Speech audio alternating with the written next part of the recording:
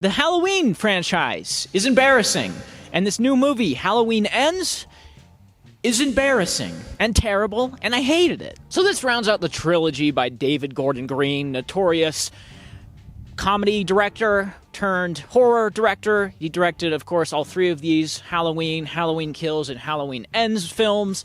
Halloween 2018 is an okay movie that I thought was kind of fun when it first dropped. It has some fun kills, it has some fun moments. The Michael Myers, Laurie Strode invert is kind of fun and clever, and I liked what it does with trauma and how it addresses trauma and Laurie Strode and how she's dealing with it. Lots of stuff that I liked. Of course, the Dr. Loomis character is terrible, absolutely terrible, and his little twist is embarrassing, and there's a lot of little nitpicky things about it I really dislike, but John Carpenter's music goes absolutely way too hard, so it's an okay movie.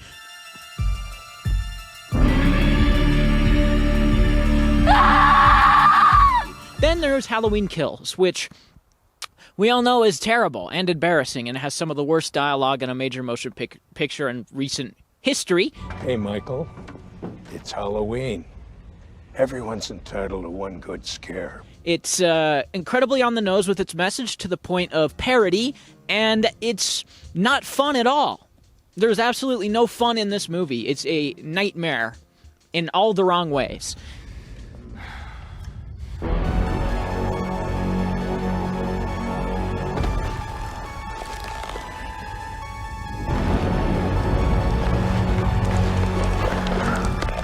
So now we get to Halloween Ends, which promises to be the end of the Halloween franchise, or at least this new trilogy, because this franchise will never die, just like Michael Myers. It'll just keep getting back up and keep getting back up, and they are all bad. I mean, outside of Halloween from the 70s, there isn't a good Halloween movie, and I will die on this hill. This Halloween franchise is so bad.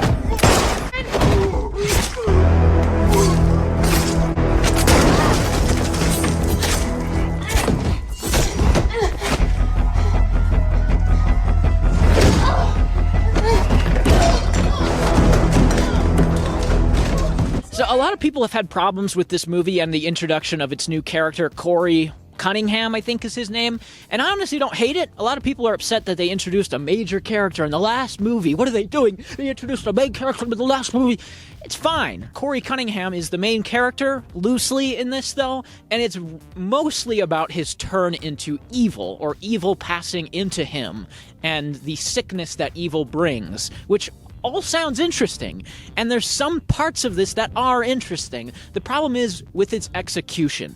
Corey Cunningham accidentally murders a small child on Halloween when he's babysitting, and honestly, it's kind of funny. It's kind of funny how it happened. It was pretty hilarious, actually. What was that? So the town kind of turns against him. They view him as a monster, a killer, a murderer, and it's sort of this mob mentality type of thing that they were doing with the second one, Halloween Kills. That was all about the mob mentality and groupthink, which is embarrassing and terrible. Evil dies tonight!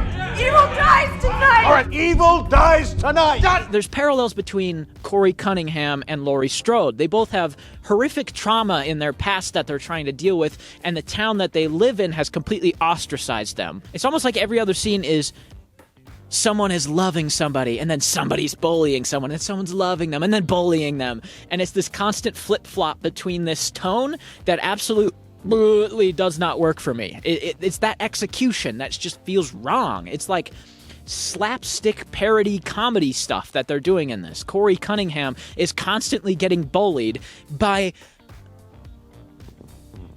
marching band high schoolers as a 22-year-old. Marching band high schoolers. Kids in a marching band are bullying the main character. Bring you a little milk. Yeah. I like milk too. Yeah. Look, here's the deal, man. We're seniors, okay? We've been practicing for a show the whole year, you know, loading up for tonight's game, and we're in the f***ing marching band. It's incredibly silly to watch high school kids, marching band kids, be like the antagonist of this movie. Corey Cunningham completely turns into a monster because kids in the marching band push him off a ledge. He just gets bullied and then is like, I'm going to be a serial killer now. That's not how that happens. I mean, there's a moment when he goes into the sewer where Michael Myers lives apparently now, and Michael like looks at him, and then all of a sudden he's evil, and I guess that's Michael Myers making him evil or seeing evil in him. I really don't know. And then he's just a serial killer now. There's a lot of stuff I wish was better because it's interesting. It's interesting that this character went from like a good grades kid who was babysitting for the local rich people to a mass murderer. Like, that's kind of an interesting turn, but it just doesn't pay off in an interesting way. And then he starts dating Laurie's granddaughter, and Laurie sees the evil in him, and she starts trying to, like, stop it. It seems like they wanted to go for this message of, like, emotional manipulation, because Corey starts to kind of manipulate it's Allison, Laurie's granddaughter. He, like, at one point calls her, and is like, "Will you meet me at 9 o'clock at the diner off 74? We need to talk about your grandmother. She wants to kill me." So they're trying to have the boyfriend be this, like, toxic, manipulative guy that's going to swing the girlfriend in his favor and turn her against Laurie, and that's kind of interesting, but we needed a lot more of that. Did you really think that Allison was going to be with you? If I can't have her. There's literally that one phone call. Just one phone call, and then it's like Allison hates Laurie for no other reason. She's really lovey-dovey with her at the start of the movie. They're like best friends. They live together. They're talking about how much they love each other. And then she's like, yeah, I hate Laurie now because she doesn't like Corey. But Laurie's just right. The blinders on when you're dating somebody you really like and your family doesn't. There's some like, you didn't know me, Mom. But these are not high schoolers. These are adults. So it completely falls flat. And then Allison hates Laurie, and you have this whole explosive scene where she's yelling at her, and she, like, tries to run away with her boyfriend, and I just don't quite understand it. Their relationship, her and Corey's, is not quite strong enough. There's even one scene when she's at a bar or like a diner or a cafe with him, and her old boyfriend, this schlubby, disgusting police officer, comes up and is really awkward, and then Corey, like, flips out and looks like a psychopath. And then Allison's like, you know what my response to this is? Making out. I mean, the ending is an interesting idea, too, where Corey tries to kill himself and blame it on Laurie. He tries to make it look like Laurie killed him so that Allison will complete her turn to the dark side, as it were.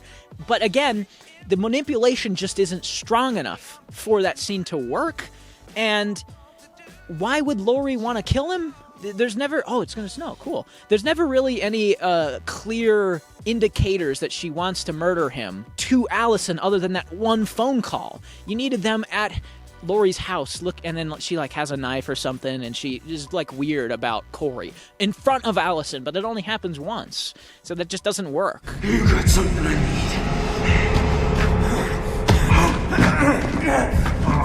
need. There's one kind of awkward scene where he goes into the sewer to get Michael's mask, and you have this kind of neat shot, one shot of the pushing in on this tunnel, and they're fighting each other, but it awkwardly puts in ADR. They, like, plug in dialogue over this action scene where he's wrestling with Michael Myers for his mask for no apparent reason. I'm just a man in a Halloween mask. And I was like, just have them fight, and then him take the mask. I would get it. You don't have to tell me this. And that's most of the movie, is them just telling me things that are pretty obvious otherwise. And all of these scenes seem to be only establishing characters for Corey to kill later, which kind of defeats the interesting part of this Halloween franchise, is that evil is just evil, and it has no motivation. In this one, Corey just wants to brutally kill people that bullied him. So the band members get brutally murdered in some incredibly grotesque and over-the-top ways that weren't funny and weren't interesting. Or the radio DJ that he wants to murder because he dropped into a scene where the radio DJ wanted to bully him.